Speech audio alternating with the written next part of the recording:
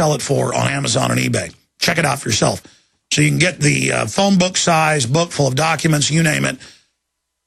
That is an extremely powerful book to understand the globalist mindset and why they're into rituals and the occult and skull and bones. And it's the real blueprint for Eyes Wide Shut. It came out, of course, before Eyes Wide Shut. And it's Bloodlines, the Illuminati. It was such an important book that I made sure it came back into print and at an affordable price at Infowars.com, or call 888-253-3139. That's 888-253-3139. Also, this video has been our hottest seller in films, and I'm glad. Well, I'm in it, but so are incredible researchers, proving that Oklahoma City was and is an inside job to bring in tyranny, as Ron Paul warned, and it's an inside job, as Ron Paul, of course, wrote back in 1995 in his newsletters. They're trying to demonize him with that right now. That just only adds to his credibility. Get A Noble Lie, Oklahoma City, 1995, available at Infowars.com. And don't forget, your purchase of the books, the videos, the tapes supports this broadcast. It is also essential, whether you're listening to us in Florida or Texas or New York or California or Michigan or Kansas or Illinois. I mean, we're on in all 50 states. Wherever you're listening to us, support that local station by spreading the word about the broadcast and supporting their sponsors, or of your local business being a sponsor of the show. And I want to thank all of our wonderful affiliates as well out there. We couldn't do what we're doing here, obviously, without you. And that's where we reach the monster audiences. We reach about 1 million people a day at Infowars.com and Prisonplanet.com. About 700,000 with the audio streams and the podcast combined, audio stream-wise. But that can always be shut off easily by the globalist. The fact that we're on XM and now over 100 AM and FM stations, that's where we're reaching just millions and millions more people. Sure, we reach millions every week on YouTube as well, but altogether, 15 million a week, and we couldn't do any of this without you. Okay, shifting gears now, we have Dr. Jerome Corsi, of course, who wrote the Swift Boat book that brought down John Kerry. He's written many other best-selling books. He was critical of George Bush and wrote books exposing the North American Union, the NAFTA superhighways, and I think was one of the chief focal points of helping expose that globalist plan to take over 84 of our interstate highways and put toll roads on them that really devastated, for the time being, the North American security perimeter that's back under Obama. But he's done the research, so has Philberg and others, and I've got to say it's very credible. And since then, they've gone from laughing at us and running that hoax in Vanity or in... what was it, Esquire? I forget the big publication that ran the hoax, saying that they had retracted their book about where's the birth certificate when they hadn't, to try to hurt the book. That was directly out of the White House, clearly. And now it's come out that his Social Security number was somebody else's and fake in Connecticut and was given to him by somebody in the government, that most of his family was CIA, that Bush, of course, reported, it came out years after, had sent delegates to envoys to Kenya to say, where's his birth certificate? And they said, it's been destroyed and removed. Don't you get it? It wouldn't be there to be destroyed or removed. Barack Hussein Obama, Barry Soetoro, if it had never been there to begin with. And his grandmother says he was born there. But now he's in contempt of court. And Bill Clinton even showed up for court hearings he had to go to for sexual harassment. And so the Attorney General of that state is warning him. Secretary of State warns Obama, mishearing at your own peril. Joining us is Dr. Jerome Corsi.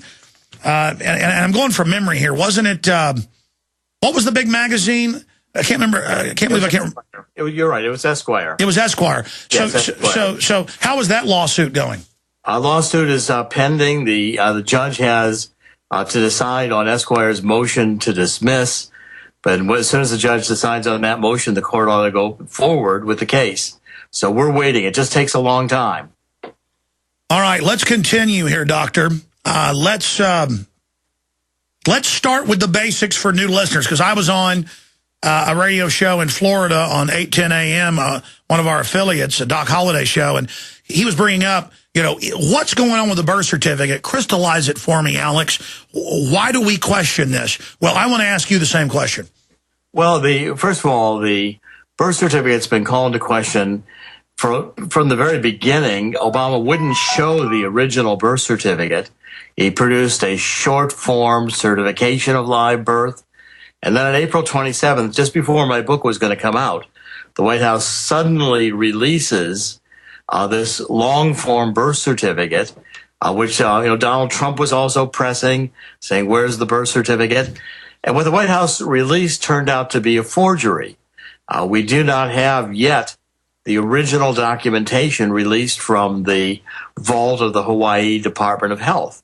I mean, if instead of releasing a PDF file, a computer file, and some Xerox copies, which is what the White House released of the long-form birth certificate on April 27th, the White House released an electronic file. And as soon as you opened the electronic file, you could see that it had layers in it. It was electronically created.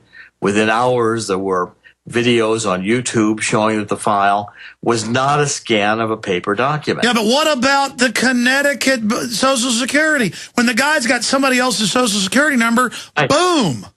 Well, in fact, we've been reporting, Susan Daniels, a private investigator, did the work on this about 2 years ago, found out the Social Security number Barack Obama is using was issued in Connecticut, a state Barack Obama's never lived in, nor did his family. I mean, even Bill O'Reilly on Fox News was covering for Obama, saying, well, Barack Obama's father lived in Connecticut when he went to Harvard. That's not true. He did not live in Connecticut, Barack Obama Sr. And this was issued, the Social Security number President Obama was using today was issued in the late 1970s. Barack Obama Sr., the father, was gone, deported from the United States in 1964. And Barack Obama Sr. never lived there. The card was originally issued to someone who was born in 1890. So let's say someone in the late 1970s, someone who is advanced in their years, maybe an 80-year-old person, a woman, never worked, suddenly wants a Social Security number, get health benefits, applies, and dies. That's the kind of number that's perfect for identity. All right, stay there. We got you on a bit late because of Skype problems. We're going to come right back, Doc, and I want to get into this contempt of court, what this means, back into the other fake certificate, and the fact that this issue won't go away, despite the fact they announced the whole bin Laden raid right after they put out the fake birth certificate to try to cover all this up. We'll be right back. So things are really starting to heat up right now. Bill Clinton, when he got subpoenaed to court over sexual harassment, he showed up. He did the video deposition. But Obama, he didn't show up, and now the Attorney General of the state where this happened is getting upset. I want to get into that first, Doc, and get your take on that. But then I want to go back into the latest on the fake birth certificate. The hearing was in Georgia, and it occurred last week. It was a Georgia administrative law judge who has the authority to decide, on this case, who should or should not be on the Georgia ballot for president. This is a presidential primary ballot first in 2012, this year.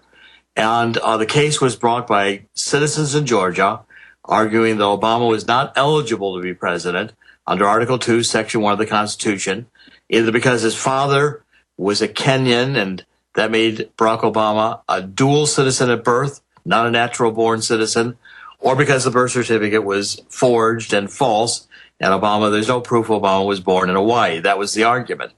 Now, the judge sent a subpoena issued by one of the attorneys, Orly Tates, to have President Obama appear at the trial. And President Obama refused. Also, the attorney for Obama, a guy named Jablonski, sent a letter to the Secretary of State of Georgia asking for this hearing to be stopped. Secretary of State refused to stop the hearing, said that the president and his attorney were not appearing at their own risk. In fact, the judge had a motion to dismiss the case from the attorney from the president. The judge refused to accept that motion, said that he did not accept the legal arguments that Obama did not have to have two U.S. citizen parents at birth. And when Obama didn't show up, Alex, this is in a sense a default. In other words, the judge was saying, well, he could just issue a default judgment immediately against the president. But I think the lawyers appropriately for the plaintiffs said, we want to present testimony, because now there's a court record for the first time. It's historic, both in Obama's case and for a U.S. sitting president. First time their eligibility has been questioned substantively in a court hearing. And without the president or his attorney presenting arguments, if the judge makes a decision, hopefully that decision will be on substantive grounds now, not just a default, because a substantive determination by the judge that Obama is not eligible to be on the Georgia primary presidential ballot this year would be very hard for the president to overturn on appeal.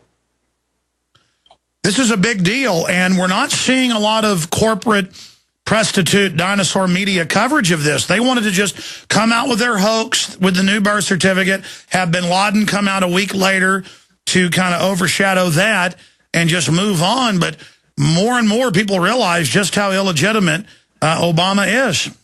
Well, it's shows like yours, Alex, and I think the work we're doing at WND.com, which we've been writing about this for years, my book, Where's the Birth Certificate?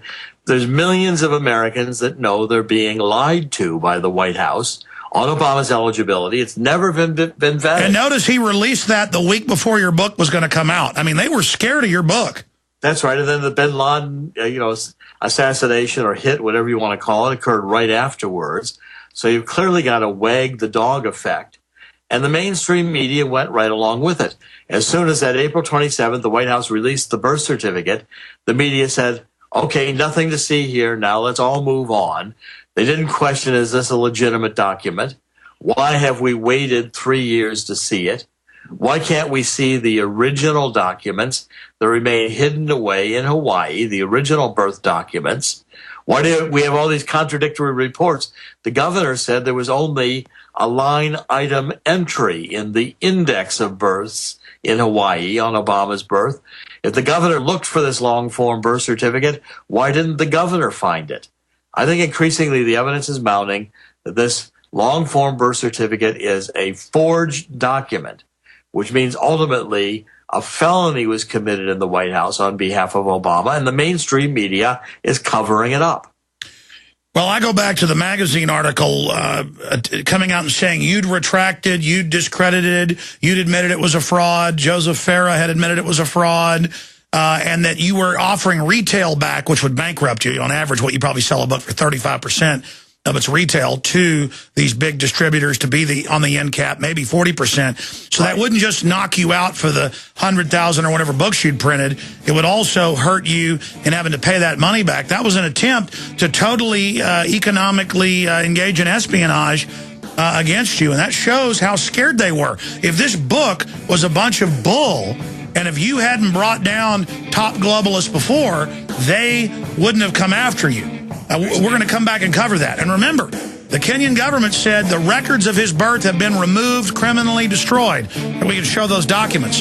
They're online. We're on the march. I should add that Dr. Corsi's had a distinguished career. After he got his Ph.D. from Harvard University in political science in 1972, I know he's done all sorts of interesting work. What is it, for the State Department around the world and other things? I have State Department top secret clearance through the Agency for International Development in the early 80s. I worked on hostage survival techniques for embassy personnel around the world. And a lot of other things you can't talk about, obviously. So you're not just some wild guy out here attacking Obama or a crazy guy exposing the North American Union, which was official. I remember the Trans-Texas Highway, part of the NAFTA highway, official government maps. Ron Paul talked about it 5 years ago, and CNN said he was insane and it didn't exist, and they tried the same stuff with you. Well, I spent 25 years in financial services. I worked with banks all over the world. I changed careers and became a journalist in 2004 after I co-authored with John O'Neill, Unfit for Command,